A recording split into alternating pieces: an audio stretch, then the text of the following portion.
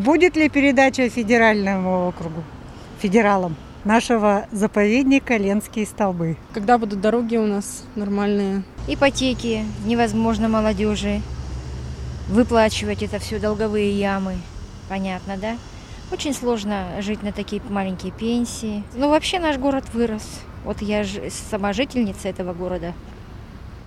И вот что было в детстве, вообще очень город поменялся. Я на самом деле жительница Булунского района. Наверное, один из наболевших наших вопросов – это очень дорогой проезд. И вообще здесь чистота, мне все нравится, очень чисто. Вообще я бы поставила ему большой плюс, он большой человек с большой буквы. Вообще я тут не вижу, только дороги, мне кажется, очень ремонтировать надо.